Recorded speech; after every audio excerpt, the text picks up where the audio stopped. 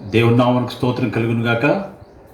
ఈ ఉదయకాలం మరొక పునరుత్థాన దినమందు దేవుడు ఆయన సన్నిధిలో మనమందరం కనబడడానికి ప్రభు మన ఎడల చూపించినటువంటి ఈ మహాకృపను బట్టి దేవునికి వందనాలు చెల్లిస్తున్నాం. అందరికీ ప్రైజ్ ది లార్డ్. అందరూ బాగున్నారని మేము అనుకుంటున్నాం. మీ అందరి కోసం మేము ప్రార్థన చేస్తున్నాం. గడిచిన జూలై మాసమంతా ప్రభు మనల్ని కాపాడి ఈ దినం ఆగస్టు మాసంలో మొదటి దినం ఆదివారం నాడు దేవుని యొక్క సన్నిధిలో మనం అందరం కనబడడానికి ప్రభు చూపించినటువంటి యొక్క కృపను బట్టి ప్రభువుకి వందనాలు, స్తుతులు, స్తోత్రాలు చెల్లిస్తున్నాం. అందరికీ స్నేహితుల దినోత్సవ శుభాకాంక్షలు. ఈరోజు friendship day. Happy friendship day to you all. స్నేహితులు లేని వాళ్ళు, స్నేహం చేయని వాళ్ళు ఈ భూప్రపంచంలో ఏ మానవుడు ఉండడని నేను అనుకుంటున్నాను. ప్రతి ఒక్కరికి స్నేహితులు ఉంటారు, అవునా? ప్రతి వారు ఎవరో ఒక దోస్తును కలిగి ఉంటారు. దోస్తు, స్నేహితుడు, ఫ్రెండ్, సోపతిగాడు, రకరకాల పదాలతో ఈ స్నేహాన్ని సంబోధిస్తూ ఉంటారు. ఏ మేరా దోస్త్ హై, ఏ మేరా ఫ్రెండ్ హై. ఊర్లలో పల్లెటూర్లలో ఎట్లా వాళ్ళిద్దరు సోపతిగానులు అంటారు. అంటే సోపతిగానులు అంటే ఇద్దరు ఫ్రెండ్స్ అని అర్థం. ఈ దినం ఫ్రెండ్షిప్ గురించి కొన్ని విషయాలు విందాం మనం. సామెతలు 18వ అధ్యాయం 24వ వచనం చూద్దాం. సామెతలు 18:24వ వచనం నేనే చదువుతున్నా. బహుమంది చెలికాండ్రు గలవాడు నష్టపడును, సహోదరుని కంటే ఎక్కువగా హత్తియుండు స్నేహితుడు కలడు. కొంతమందికి ఏమో ఫ్రెండ్షిప్ ఎక్కువ అయిపోతే అది కూడా నష్టమేనంట.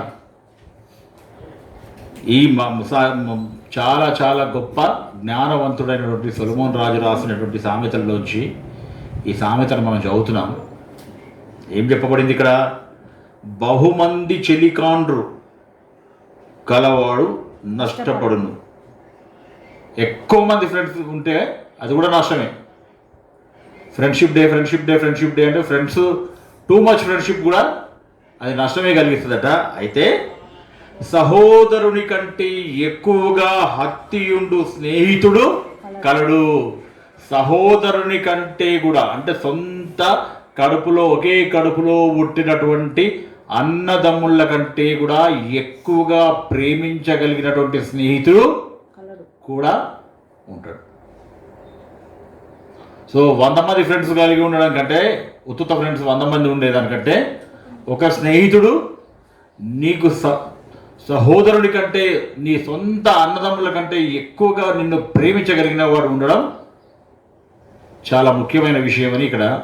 హత్తి ఉండడం అంటే నిన్ను హత్తుకొని ఉండడం, నీకు అటాచ్ అయి ఉండడం, నీకు స్టిక్ అయి ఉండడం. అటువంటి స్నేహితుడు కూడా ఉన్నాడు అని ఈ సొలొమోను, జ్ఞాని అయిన సొలొమోను ఈ ఉదయకాల సమయంలో మనతో మాట్లాడుతున్నాడు. ఇంకొక మాట చదువుదాం స్నేహాన్ని గురించి. 13వ అధ్యాయం ఇదే 20 వచనం చూడండి. 13:20 జ్ఞానుల సహవాసము చేయువాడు జ్ఞానము గలవాడును, మూర్ఖుల సహవాసం చేయువాడు చెడిపోవును. చూసినరా? సహవాసం, ఫ్రెండ్షిప్లో ఏముంటుంది? Friendship leads to fellowship. Fellowship ఎటువంటి వాళ్ళతో ఫెలోషిప్ చేయాలంట? జ్ఞానుల సహవాసం అంటే చాలా జ్ఞానం కలిగిన వాళ్ళు, మంచి ఆలోచన చెప్పగలిగే వాళ్ళు, అద్భుతమైనటువంటి జ్ఞాన సంపద సొంతం చేసుకున్న వాళ్ళతో నువ్వు సహవాసం చేస్తే నువ్వు జ్ఞానిగా మారుతావు. లేకపోతే ఏమైందంట? మూర్ఖుల సహవాసం చేయవాడు చెడిపోను. మనకు బైబిల్లో ఎన్నో ఉదాహరణలు ఉన్నాయి. ఎంతోమంది చెడ్డ వాళ్ళ స్నేహాలు చేసినటువంటి కొడుకులు, తల్లిదండ్రులకు అపకీర్తి తెచ్చిన వాళ్ళు, తల్లిదండ్రులకు అవిధేయులైన వాళ్ళు, తల్లిదండ్రులకు చెడ్డ పేరు తెచ్చిన వాళ్ళు చాలామంది ఉన్నారు. తండ్రి మీద తిరుగుబాటు చేసిన వాళ్ళు, వాళ్ళ చెడు స్నేహాలతోనే ఇవన్నీ జరిగినాయి. జాగ్రత్తగా వినండి.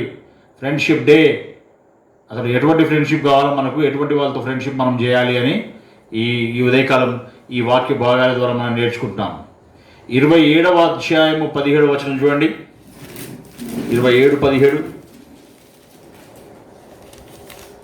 ఇనుము చేత ఇనుము పదునగును, అట్లు ఒకడు తన చెలికానికి వివేకం పుట్టించును. చూసిరా, ఇనుము చేత ఇనుము పదునగును అంటే ఇనుప వస్తువు ఏదైనా దాన్ని షార్ప్ చేయాలంటే ఇసుకలో పెట్టి రుద్దుతే కాదు, సిమెంట్లో పెట్టి అంటే ఏం లాభం లేదు. ఇనుముని ఇనుముతోనే షార్ప్గా చేస్తారు. అంటే ఇంకొక ఇనుప వస్తువుతోనే ఇనుము షార్ప్ అవుతుంది. అయితే కంటిన్యూషన్ చదవండి. అట్లు ఒకడు తన చెలికానికి వివేకము ఇంకొక స్నేహితునికి అంటే వివేకము కలిగినటువంటి ఒక స్నేహితుడు అనుకో, తన ఫ్రెండ్కి కూడా తను వివేకాన్ని నేర్పిస్తాడు. మూర్ఖుడైతే మూర్ఖత్వాన్ని నేర్పిస్తాడు, జ్ఞానం గలవాడైతే జ్ఞానాన్ని నేర్పిస్తాడు, వివేకం కలిగిన వాడు వివేకాన్ని నేర్పిస్తాడు. ఇంకో వాక్యం విందాం. 17:17 సామెతలు 17:17. నిజమైన స్నేహితుడు విడువక ప్రేమించును, దుర్దశలో అట్టివాడు సహోదరుడుగా నుండును. అబ్బా, ఎంత మంచి మాట చూసిరా. నిజమైన స్నేహితుడు విడువక ప్రేమిస్తాడంట. అసలు నిజమైన స్నేహితుడు ఎవరు, నిజమైన స్నేహానికి అర్థమైంది అని ఆలోచిస్తే ఈ రోజుల్లో స్నేహానికి దేనికి ముడిపడి ఉంది బాగా? నీవు మంచిగా, నువ్వు ఆర్థిక స్థితి బాగుండి, నువ్వు ఆరోగ్యంగా ఉండి, నీవు సమాజంలో ఒక మంచి హోదాలో ఉంటే నీకు స్నేహితులు పెరుగుతారు గ్యారంటీగా. ఒక సామెత చెప్తారుగా, బెల్లం ఉన్న కాడ ఈగలు చేరుతాయి. అది నిజమైన స్నేహం కాదు. మళ్ళొకసారి చదవండి అన్నమాట. 17:17. నిజమైన స్నేహితుడు విడువక ప్రేమించును. కొంతమంది ఫ్రెండ్షిప్ చూస్తుంటాం, ఒకప్పుడు చాలా జిగిరి దోస్తులు, ఇప్పుడేమో అసలు ఒకరి ముఖం ఒకరు చూసుకోరు, ఒకరితో ఒకరు మాట్లాడుకోకుండా చాలా డిస్టెన్స్ మెయింటైన్ చేస్తూ ఒకరి ముఖం ఒకరు చూసుకునే పరిస్థితి లేని శత్రుత్వానికి మారిపోతుంది. మరి అది నిజమైన స్నేహమా కాదా అనేది మీరే చూడండి. పరిస్థితులను బట్టి, ఆర్థిక స్థితిగతులను బట్టి, నీ యొక్క హోదాను బట్టి నీ స్నేహాన్ని నువ్వు స్నేహం యొక్క స్టాండర్డ్స్ మారుస్తున్నావా? చాలాసార్లు ఏం జరుగుతుంది, బీదవాడుగా ఉన్నప్పుడు ఒక మంచి స్నేహితుడు ఉంటాడు. చాలాసార్లు నేను గమనించిన విషయం ఇది ఏంటంటే, ఒక వ్యక్తి బీదవాడుగా ఉన్నప్పుడు ఒక స్నేహితుడు ఉంటాడు. ఈ వ్యక్తికి బీదరికం పోయి కొంచెం ధనవంతమైన స్థితి వచ్చి, కొంచెం డబ్బులు వచ్చి, సంపన్న స్థితి పెరిగే వరకు నీకు బీదరికంలో ఉన్నటువంటి స్నేహితుడు ఎవరైనా మెల్లగా ఆయన పక్క పెడతావు. మెల్లగా నీ స్టేటస్కి తగ్గ స్నేహితుడిని వెతుక్కోవడానికి ట్రై చేస్తావు. ఇది లోకంలో జరుగుతున్న విషయం. నా కళ్ళారా ప్రాక్టికల్గా నేను చూసిన విషయాన్ని చెప్తున్నా. ఒకప్పుడు నీ స్నేహితులు ఎవరు, ఇప్పుడు నీ స్నేహితులు ఎవరు? ఒకప్పుడు నీతో ఇంటికి వచ్చి నీతో సహవాసం చేసిన వాళ్ళు ఎవడు, ఇప్పుడు నీతో సహవాసం చేస్తున్న వాళ్ళు ఎవరు? ఒకప్పుడు నువ్వు ఎవరిని ప్రేమించినావు, ఇప్పుడు ఎవరిని ప్రేమిస్తున్నావు? ఒక్కసారి మీరు బ్యాక్ వెళ్ళి ఆలోచించుకుంటే అది నిజమైన స్నేహమా, గతంలో నువ్వు చేసింది కాదా అనేది తెలిసిపోతుంది. నిజమైన స్నేహితుడు విడువక ప్రేమిస్తాడు. దుర్దశలో నీ దశ, నీ హోదా, నీ స్టేటస్ గొప్పగా ఉన్నప్పుడు నీతో ఫ్రెండ్షిప్ చేయడం కాదు.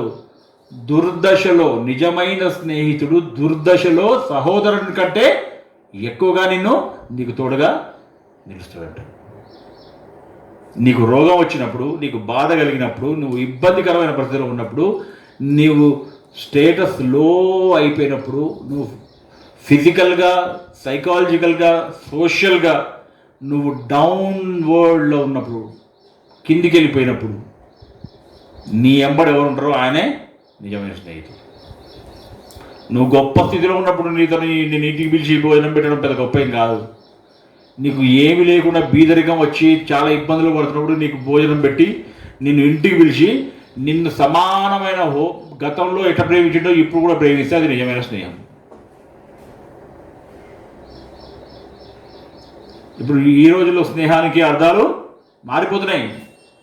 రోజుకో రకమైన నిర్వచనాలు స్నేహానికి వస్తున్నాయి.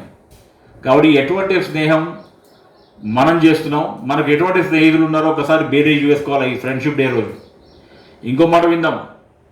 22వ అధ్యాయం సామెతలు 24-25 చూద్దాం. 22, 24, 25. కోపచిత్తునితో సహవాసము చేయకుము. కోపచిత్తునితో సహవాసం చేయకుము. క్రోధము గలవానితో పరిచయం కలిగి ఉండకుమాట. నీవు వాని మార్గములను అనుసరించి నీ ప్రాణమునకు ఉరి తెచ్చుకొందువేమో. క్రోధం గలవానితో పరిచయం.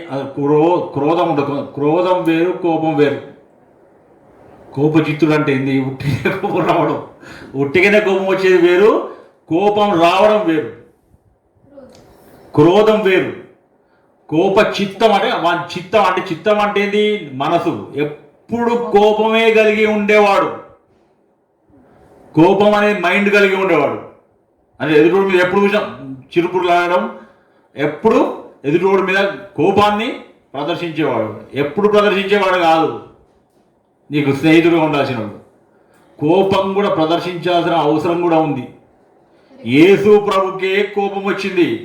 దేవాలయాన్ని దొంగల గుహగా మారిస్తే కొరడా తీసుకొని తప్పు చేసిన వాళ్ళని, అక్రమాలు చేస్తున్న వాళ్ళని, దేవుని పేరు మీద దందాలు చేస్తున్న వాళ్ళని ఏం చేసిండు?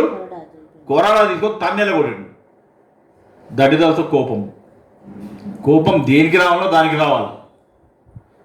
కోపచిత్తుడుతో స్నేహం చేయదు కాబట్టి నేను దేని చూసినా, ఏం చేసినా, ఎప్పుడు ఏం చేసినా, తప్పు చేసినా, ఒప్పు చేసినా నేను సపోర్ట్ చేయకుండా కూర్చుంటా అంటే అది కూడా వేస్ట్. కోపం రావాలి, అక్రమాన్ని ఖండించడానికి కోపం రావాలి. అయితే కొంతమంది కోపం ఎట్టుంటుంది అంటే ఉత్తగానే కోపం వస్తుంది, అర్థం లేని కోపం వస్తుంది, వ్యర్థమైన కోపం వస్తుంటుంది, తిక్క దానికి కోపం వస్తుంటుంది. అది కాదు కోపం. ఒక రీజన్, స్ట్రాంగ్ రీజన్ నుండి కోపం వస్తే పర్లేదు. యేసు ప్రభు దైవ కుమారుడు కదా, ఏంది ఈయనకేంది కోపం వచ్చేది, అట్టయితుందా అని నువ్వు లాజిక్లు, పనికిరాని లాజిక్లు తీసే కుదరదా? అక్కడ కారణం ఏందో చూడాలి. ఒక స్ట్రాంగ్ రీజన్ ఉంది కాబట్టి యేసు ప్రభు అక్కడ కోపపడ్డాడు. అయితే ఇక్కడ చెప్తున్న సందర్భం ఇది వేరే, ఈ వేరే భావంతో చెప్తున్నాడు. ఇక్కడ కోపచిత్తుడు అంటే కోపం వస్తుంది, సుర్రు మన కోపం వస్తుంటున్నాడు. అట్లాంటి వాళ్ళతో స్నేహం చేయొద్దు. ఇంకోటి ఏంది? క్రోధం. కొంతమందికి క్రోధమైన మనసు అంటే చాలా విషపూరితమైనటువంటి చేదు మనసు ఉంటుంది. అట్లాంటితో స్నేహం కాదు, పరిచయం కూడా కలిగి ఉండదు అతను. అంటే నాకు తెలుసని చెప్పడం కూడా ఇష్టం ఉండకూడదు. అంటే అతనికి చాలా దూరంగా ఉండాలి. ఆయన నాకు పరిచయం అని చెప్పుకోవడం కూడా నీకు అవమానమే. నెక్స్ట్ చదవండి 25. నీవు వాని మార్గములను అనుసరించి నీ ప్రాణమునకు ఉరి తెచ్చుకొందువే. క్రోధము, కోపము ఉన్న వాళ్ళ యొక్క ఇటువంటి గుణము, ఇటువంటి మనస్తత్వం ఉన్న వాళ్ళ యొక్క స్నేహం నువ్వు చేసినావు అనుకో, అటువంటి వాళ్ళతో నీవు స్నేహాన్ని కలిగి ఉండి వాళ్ళతో పరిచయం కలిగి ఉన్నావు అనుకో, అది ఒక దినాన్న నీకు నీ జీవితానికి ఉరిగా మారుతుందంట. ఉరి అంటే నీ ప్రాణం తీస్తుంది అది. అట్లాంటి వ్యక్తుల ద్వారా, అట్లాంటి స్నేహాల ద్వారా నీకు ప్రమాదం అని చెప్తున్నారు. ప్రసంగి గ్రంథానికి వెళ్దాం. 4:9-10. ప్రసంగి 4:9-10. ఇద్దరి కష్టము చేత ఉభయులకు మంచి ఫలము కలుగును గనుక ఒంటిగాడై ఉండుట కంటే ఇద్దరు కూడి ఉండుట మేలు. వారు పడిపోయినను ఒకడు తన తోడి వానిని లేవనెత్తును. అయితే ఒంటరిగా పడిపోయిన ఎడల వానికి శ్రమయే కలుగును, వాని లేవనెత్తేవాడు లేకపోవును. చూసిందా? ప్రసంగి 4వ అధ్యాయం 9-10 ఎంత బాగుంది. విడివిడిగా ఉండడం కంటే కలిసి ఉండడం, మంచి స్నేహితుడిని కలిగి ఉండడం ముఖ్యం. ఎందుకంటే ఒకడు పడిపోతే ఇంకొకడు లేవనెత్తుతాడు. ఒకడు జారిపడనుకో ఇంకోడు చేయించి పైకి లేపుతాడు. అంతేగాని నిజంగా ఒకడే ఉన్నాడు అనుకో, పడిపోతే ఎవరు లేపుతారు ఆయన్ని?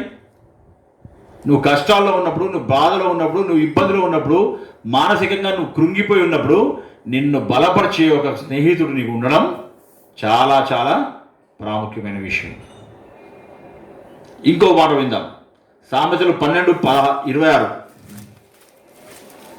సామెతలు 12:26. నీతిమంతుడు తన పొరుగువానికి దారి చూపును, భక్తిహీనుల ప్రవర్తన వారిని దారి తప్పి.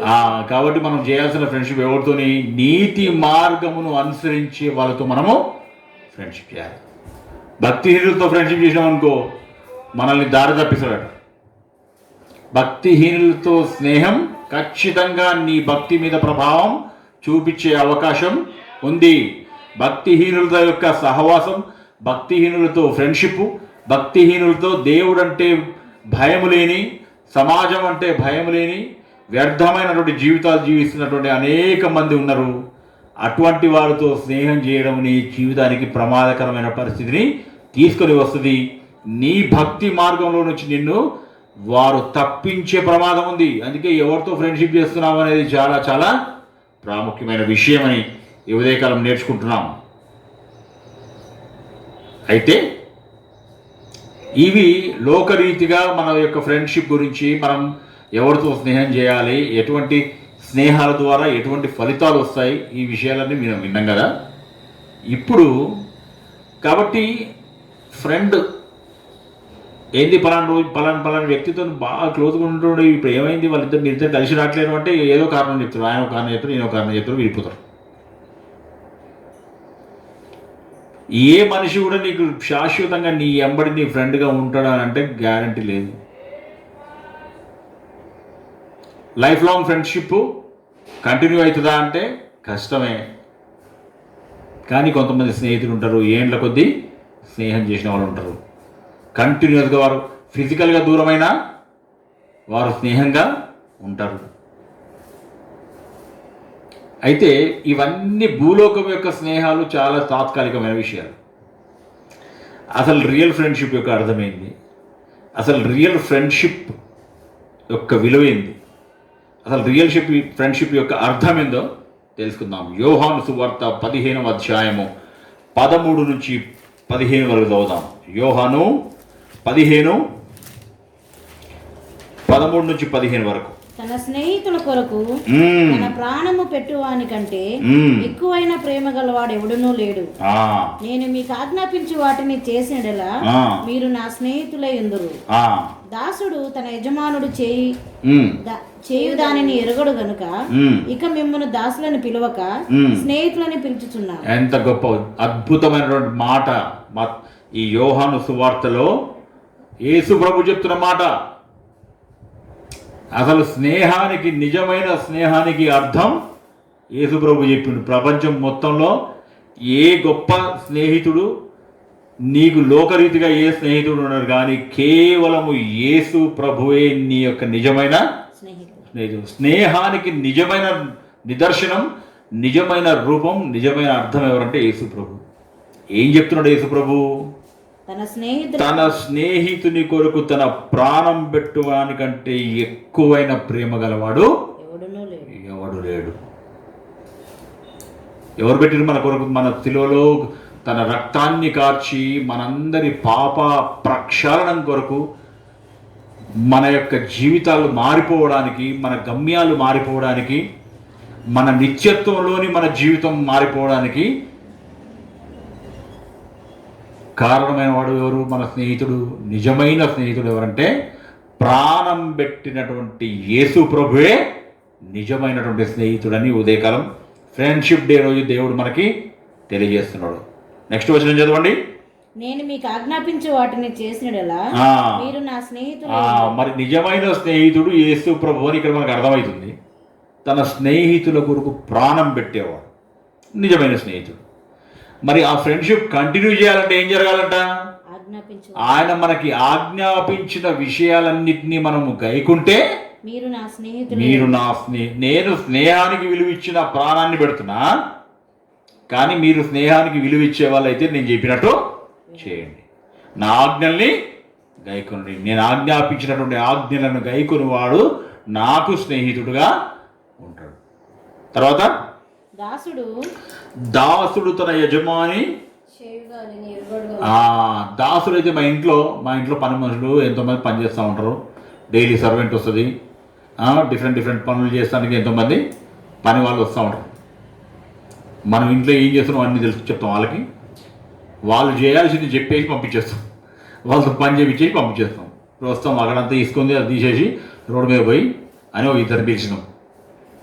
వాళ్ళ పని చేసినాక అమ్మ అయిపోయింది పని అని వస్తారు, వాళ్ళ పైసలు వాళ్ళకి ఇస్తాం, పంపించేస్తాం. మన ఇంట్లో మనం ఏం చేస్తున్నామో, మన నెక్స్ట్ మన యాక్టివిటీ ఏంది, నెక్స్ట్ పని ఏంది, మనం తీసుకుపోయే నిర్ణయం ఏంది, ఇవన్నీ ఇంటికి వచ్చిన పనులతో డిస్కస్ చేయంగా మనం. మరి దాసుడు తన యజమాని చేయనది ఎరగడు కనుక ఇక మిమ్మల్ని దాసుడుగా నేను ట్రీట్ చేయదలుచుకోలేదు. మీరు నాకు దాసుడు కాదు, మీరు నా స్నేహితులు అంటున్నాడు. ఎందుకంటే స్నేహితుడు will always have access to his friends mind.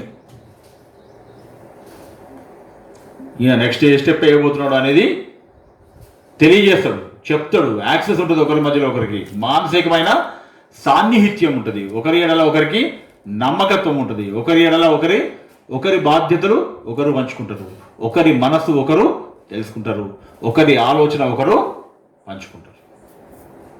అందుకే మీరు దాసుడు కాదు, ఇప్పటి నుంచి దాసుడికి యజమానికి చాలా డిస్టెన్స్ ఉంటుంది. కాబట్టి మీరందరూ నా దాసులు అనట్లేదు, మీరందరూ నా స్నేహితులుగా నేను పరిగణిస్తున్నా. ఫస్ట్ పాయింట్, నిజమైన స్నేహానికి అర్థమైంది ప్రభు అయిన యేసు క్రీస్తు తన స్వరక్తమును, తన ప్రాణమును మన కొరకు అర్పించడం స్నేహానికి దర్శనం. మీరు నాకు నిజమైన స్నేహితులైతే నేను చెప్పినట్టు చేయండి.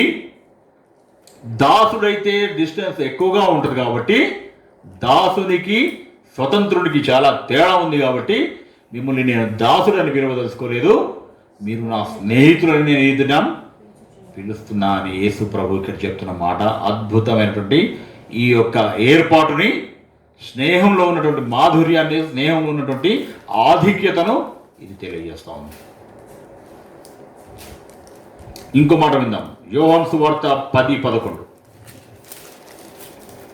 యోహాను సువార్త 10:11. నేను గొర్రెలకు మంచి కాపరిని, మంచి కాపరి గొర్రెల కొరకు తన ప్రాణము పెట్టును. యేసు ప్రభు వివిధ సందర్భాల్లో వివిధ ఉపమాన రీతిగా ఆయన మాట్లాడుతూ తన గురించి తాను ప్రత్యక్షపరుచుకుంటున్న విషయాలు. నేను తన స్నేహితుల కొరకు ప్రాణం పెట్టేవాడి కంటే గొప్ప స్నేహితుడు ఎవరున్నాడు అనొక మాట అంటాడు. మళ్ళీ ఏమంటాడు? గొర్రెల కొరకు తన ప్రాణం పెట్టగలిగినటువంటి కాపరి ఎవరున్నారు? ఆయన కాపరి, మంచి కాపరి, మంచి స్నేహితుడు అనే మాటలు దీని ద్వారా మనకు అర్థమవుతున్నాయి. ఇంకొక మాట విందాం. రోమా 5:7-8 చదువుదాం.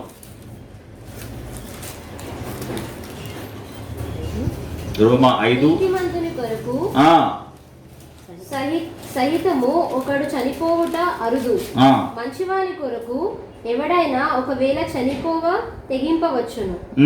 అయితే దేవుడు మన ఎడల తన ప్రేమను వెల్లడిపరచుచున్నాడు.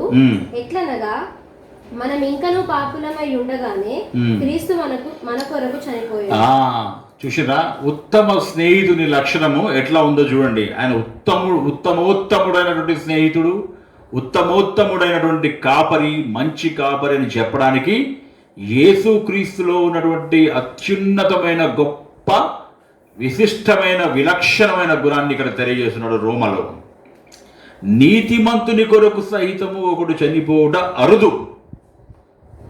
ఈయన నీతిమంతుడే, చాలా మంచోడు అని మంచోని కోసం ఎవరన్నా ముందుకొచ్చి చనిపోవడం, ప్రాణం పెట్టడమే కష్టం. అరుదు అంటే వెరీ రేర్ అని. అటప్పుడు మంచివాని కొరకు ఎవడైనా ఒకవేళ చనిపోవ తెగింపవచ్చును. మంచోడి కోసం ఒకవేళ ఏమో చెప్పలేము, ఈయన చాలా మంచోడు కాబట్టి ఆయన కోసం నా ప్రాణం పెడతా అని ముందుకు వచ్చేవాడు ఏమైనా ఉండొచ్చు, చాలా అరుదు. కానీ ఒకవేళ చేసే ఆ తెగింపుతో ముందుకు వచ్చే అవకాశాలు ఉన్నాయి. అయితే దేవుడు మన ఎడల తన ప్రేమను వెల్లడిపరచుచున్నాడు. ఎట్లా వెల్లడిపరుస్తున్నాడంట? మనం ఇంకనూ పాపులమై ఉండగానే క్రీస్తు మన కొరకు చనిపోయాను. చెడ్డవాని కొరకు దేవుడైనటువంటి యెహోవా పంపించిన కుమారుడైనటువంటి యేసుక్రీస్తు మనం ఇంకనూ పాపులమై ఉండగానే తన ప్రాణాన్ని పెట్టిండు. మంచోని కోసం ప్రాణం పెట్టడం పెద్ద గొప్ప విషయం కాదు. This is the difference, a unique point in the entire Christianity when compared to other religions. ఇతరులు ఏమంటారు? మంచోని కోసం మంచిగా మనం నిలబడాలా, దుష్టుణ్ణి శిక్షించాలా, శిష్టుణ్ణి రక్షించాలా, మంచి వాని కోసమే వానలు పడాలా. ఇవన్నీ జనరల్ సూత్రాలు. కానీ క్రైస్తవ్యం ఏం చెప్తుందంటే చెడ్డవాని కోసము యేసుక్రీస్తు చనిపోయాడు. అంటే ఇది ఇక ప్రపంచం అంతా చెడ్డోలుగా ఉండాలని కాదు అని అర్థం. డాక్టర్ కోసం చదువుతున్నావు, దేనికోసం చదువుతున్నావు? నీ కొడుకును ఎంబీబీఎస్ చదివిస్తున్నావు, నీట్ రాపించి మెడికల్ కాలేజీలో సీట్ రావాలా, ఆల్ ఇండియా లెవెల్ రావాలంటే ప్రపంచంలో ఉన్న వాళ్ళందరూ రోగాలు రావాలనా నీ కోరిక? అది కాదు కోరిక. అర్థం చేసుకోండి క్రిస్టియానిటీని. కొంతమంది ఏం లేదు, దీన్ని వక్రీకరించి వక్ర భాష చెప్పి వ్యంగ్యంగా మాట్లాడతారు. పాపులకే దేవుడు యేసు ప్రభు. పిచ్చోడా? అది కాదు చెప్పేది నువ్వు అని నేను చెప్తున్నా. ఏంటంటే రోగిష్టికే వైద్యుడు కావాలి, రోగం వచ్చిన కోసం వైద్యుడు కావాలి, ఆరోగ్యం ఉన్నోడికి వైద్యుడు అక్కర్లేదు. అట్లనే దేవుడు అంటే తప్పు చేసేవాడిని క్షమించి బాగు చేసేవాడు దేవుడు.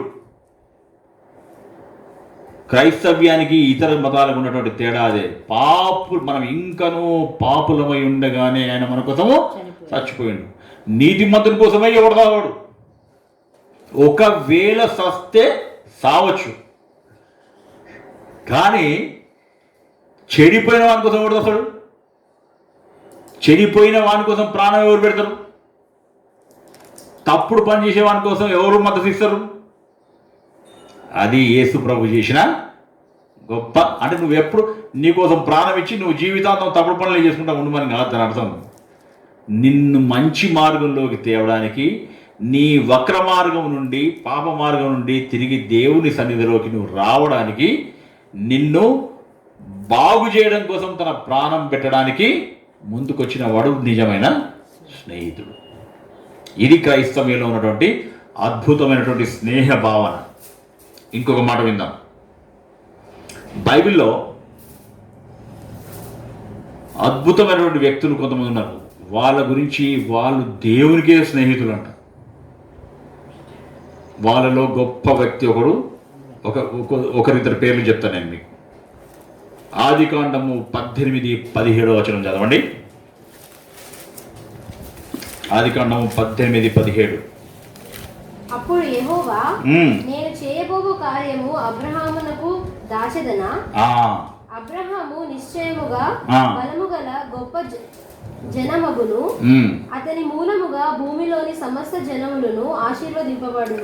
ఆగండి. నేను చేయబోనది అబ్రహామునకు దాచెదనా. దేవుడు మాట్లాడుతున్న మాట. నేను ఇప్పుడు ఇందాక ఏం చెప్పిన ఒక మాట వినంగా మనం, దాసుడు యజమాని చేసే పనులు గ్రహించలేడు కాబట్టి ఇక నుండి మిమ్మల్ని నేను నా దాసులు అని నేను పిలువను, మీరు నా స్నేహితులు అనే పిలుస్తా అన్నాడు. అంటే ఏంది? ఇప్పుడు అబ్రహాంకు దేవునికి మధ్యలో రిలేషన్షిప్, దాసుడు దేవుడు అయితే, దాసుడు యజమాని అయితే చెప్పడు. ఇక్కడ అబ్రహాంకి దేవునికి ఉన్నటువంటి రిలేషన్షిప్ ఏంటి? అబ్రహాంకు నేను దాస్తనా, నేను చేయబోయే కార్యాన్ని అంటున్నాడు. ఇక్కడ ఎందుకు మాట అన్నాడు? దేవునికి అబ్రహాంకు ఉన్న రిలేషన్షిప్ ఏంది ఒకసారి చూద్దాం. యాకోబు 2:23 చదవండి. ఫాస్ట్గా తీయండి. యాకోబు 2:23. యాకోబు పత్రిక, హెబ్రీ తర్వాత ఉంటుంది. 2:23. కాబట్టి అబ్రహాము దేవుని నమ్మెను, అది అతనికి నీతిగా ఎంచబడెను. చూసిరా ఎంత అద్భుతమైన మాట. అబ్రహాము దేవుని నమ్మెను, అది అతనికి నీతిగా ఎంచబడెను అను లేఖనము నెరవేర్చబడెను, మరియు దేవుని స్నేహితుడని అతనికి పేరు కలిగెను. ఎవరి గురించి మాట చెప్తున్నారు? అబ్రహాము దేవుని నమ్మినందుకు అతడు నీతిమంతుడుగా తీర్చబడ్డాడు మరియు అతడు దేవునికి స్నేహితుడు. What privilege it is to be called as friend of Jesus, friend of God. ఎంత అద్భుతమైన మాట. అబ్రహాము దేవునికి స్నేహితుడు అంట. అందుకే నేను చేయబోయే కార్యాన్ని అబ్రహామునకు దాచదనా అంటున్నాడు ఇక్కడ. స్నేహితులు, నిజమైన స్నేహితుల మధ్యలో దాపరికాలు ఉండవు. కాబట్టి దేవుని దోస్తు అబ్రహాం. సింపుల్ లాంగ్వేజ్లో చెప్పాలంటే దేవునికి అబ్రహాముకు మధ్యలో ఉన్నటువంటి మంచి స్నేహ సంబంధం ఉంది. కాబట్టి దేవుడు ఏం చేయాలనుకుంటున్నాడో ఆ విషయాన్ని నేను అబ్రహాముకు దాచిపెడతానా, అతని దగ్గర మరుగుపరుస్తానా అని ఒక మాట సెలవిస్తున్నాడు. అబ్రహాము దేవునికి స్నేహితుడు. ఇంకో మాట యెషయా 41:8 చదువుదాం. యెషయా 41:8 చూద్దాం. 41:8 నా సేవకుడవైన ఇశ్రాయేలు, నేను ఏర్పరచుకొనిన యాకోబు, నా స్నేహితుడైన అబ్రహాము సంతానమా. ఇక్కడ కూడా దేవుడు చెప్తున్నాడు ఏమాట, నా స్నేహితుడైన అబ్రహాము సంతానమా. అంటే నా స్నేహితుని యొక్క అబ్రహాము సంతానాన్ని అడ్రస్ చేస్తున్నాడు. దేవుని స్నేహితుడైన అబ్రహాము సంతానాన్ని ఇక్కడ అడ్రస్ చేస్తూ దేవుడు పలుకుతున్న మాట ఇది. నా స్నేహితుడైన అబ్రహాము సంతానమా, యాకోబు సంతానమా అని ఇక్కడ యెషయా ప్రవచనంలో, యెషయా ప్రవచన గ్రంథంలో ఈ మాట చెప్పబడింది. 41:8 అదేవిధంగా నిర్గమకాండము 33:11 చదువుదాం. నిర్గమకాండం 33:11 మనుష్యుడు తన స్నేహితునితో మాట్లాడినట్లు యెహోవా మోషేతో ముఖాముఖిగా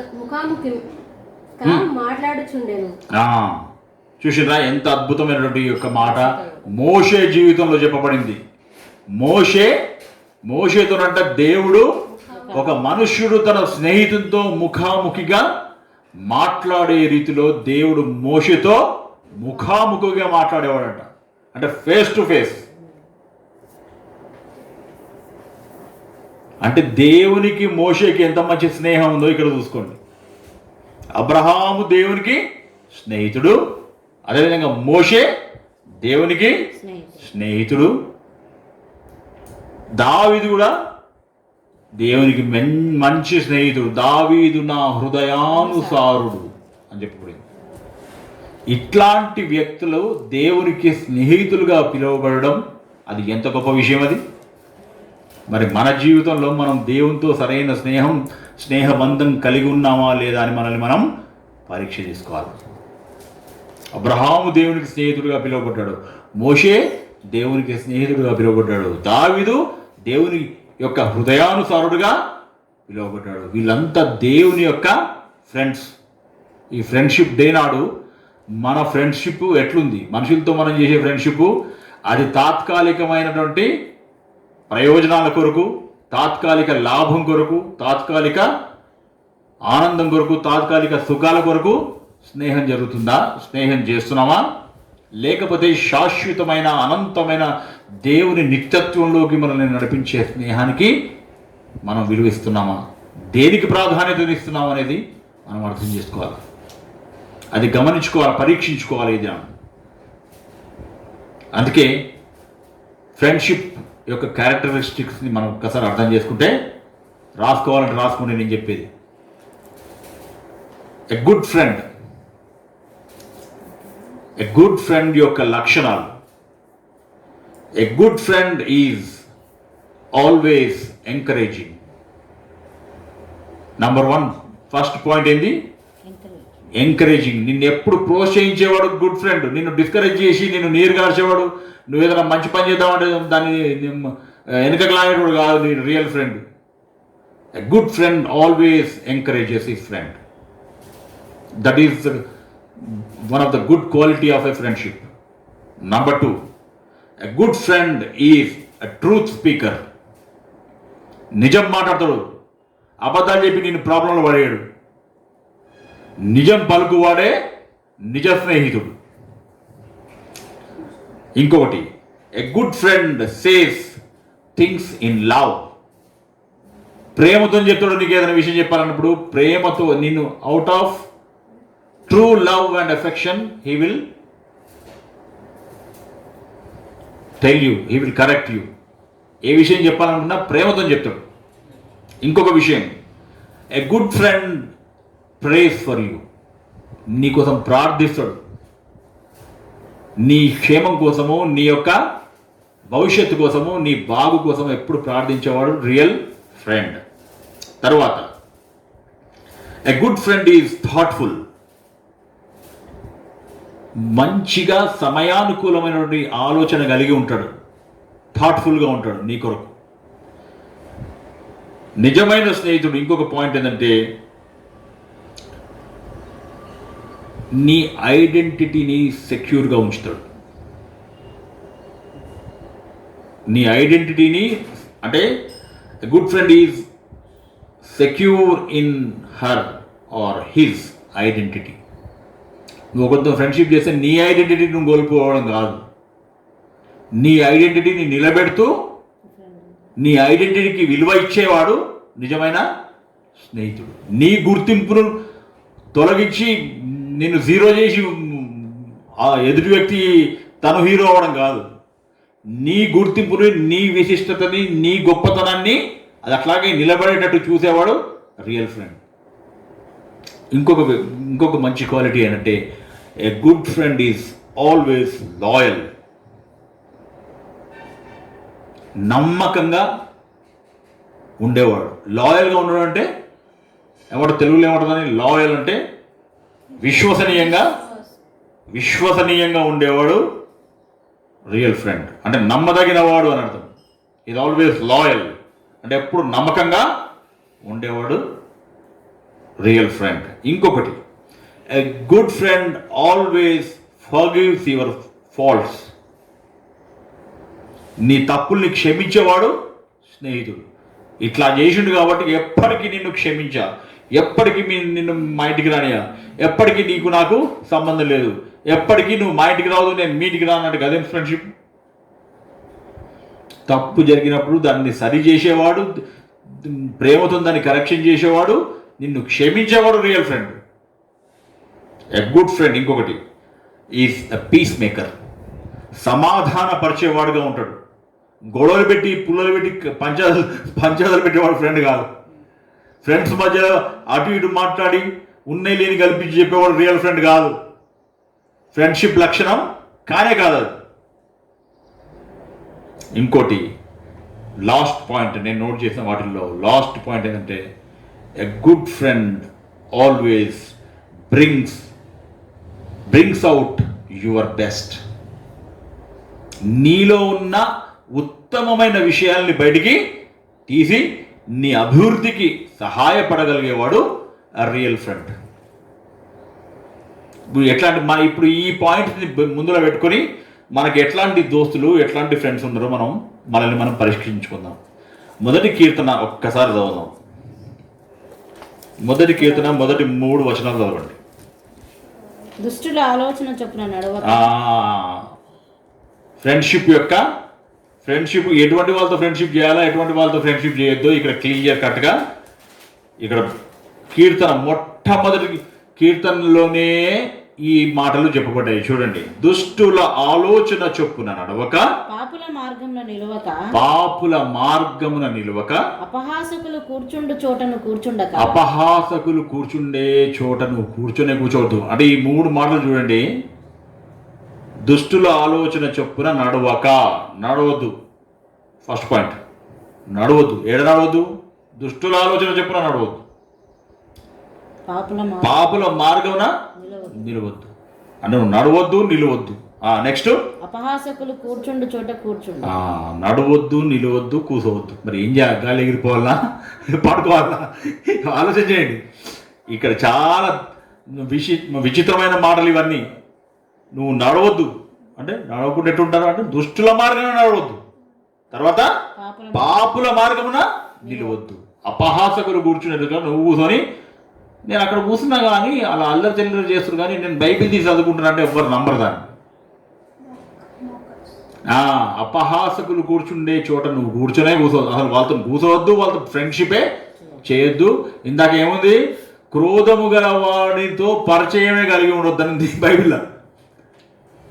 నాకు తెలుసు, నాకు పరిచయమే అంటే ఆ క్రోధం గలవాడు యొక్క పనులతోని లాస్ట్కి మనము మన మీదికి ఉరి తెచ్చుకుంటామంట బైబిల్లో ఉంది. మనం ఇందాక చదివినాం. నెక్స్ట్ 2వ వచనం చూడండి. యెహోవా ధర్మశాస్త్రం మరి నిలబడొద్దు, కూర్చోవద్దు, నడవద్దు, ఈ 3 చెప్పిండు.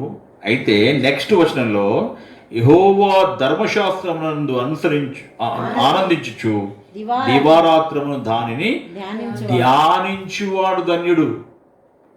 Always meditate upon the word of God. అర్థమైనా?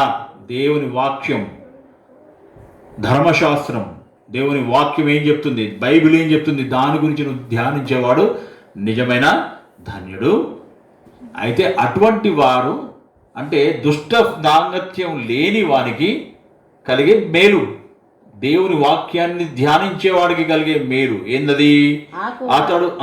అతడు నీటి కాలువల యోరను నాటబడినదై ఆకు వాడక తన కాలమందు ఫలమిచ్చే చెట్టు వలె ఉంటాడు. అంటే ఎప్పుడు పచ్చగా ఉండి చక్కగా ఫ్రూట్ఫుల్గా నీ లైఫ్ ఉంటుంది. అంత పనికిరాని స్నేహాలు, దుష్టుల యొక్క స్నేహాలు, పాపుల స్నేహాలు, అపహాసకులు కూర్చుండే చోటను కూర్చోకుండా అటువంటి వారందరికీ దూరంగా ఉండి దేవుని వాక్యాన్ని చదివే బిడ్డగా, దేవునికి ప్రార్థించే బిడ్డగా ఉన్నట్లు అయితే అప్పుడు నీ జీవితము పచ్చని చెట్టు వలె నీటి కాలువల యోరన నాటబడినదై ఆకు వాడక తన కాలమందు ఫలమిచ్చు చెట్టు వలె ఉంటుంది.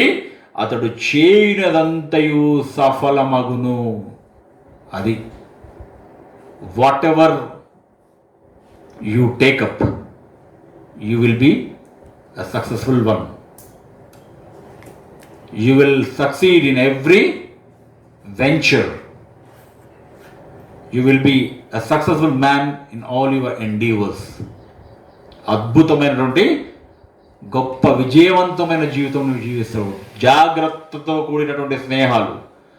కాబట్టి ఈ ఫ్రెండ్షిప్ డే రోజు నేను మీకు తెలియజేస్తున్నటువంటి ఒక మాట ఏంటంటే, మనం ఎవరితో స్నేహం చేస్తున్నామో వాళ్ళు మన జీవితానికి సాక్షులై ఉంటారు. అందుకే ఇంగ్లీష్లో ఒక సామెత ఉంది, ఏంటది? Tell me who is your friend, tell me who your friends are and I will tell you who you are. నీ స్నేహితులు ఎవరో నాకు చెప్పు, నీ సంగతి ఏందో నేను చెప్తాను. ఎటువంటి వ్యక్తులకు అటువంటి స్నేహాలే కుదురుతాయి.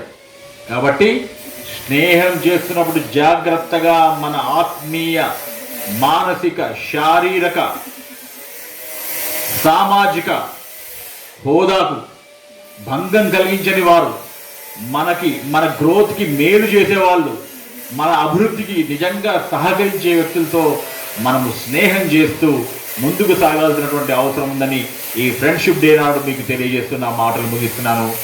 అందరికీ హ్యాపీ ఫ్రెండ్షిప్ డే.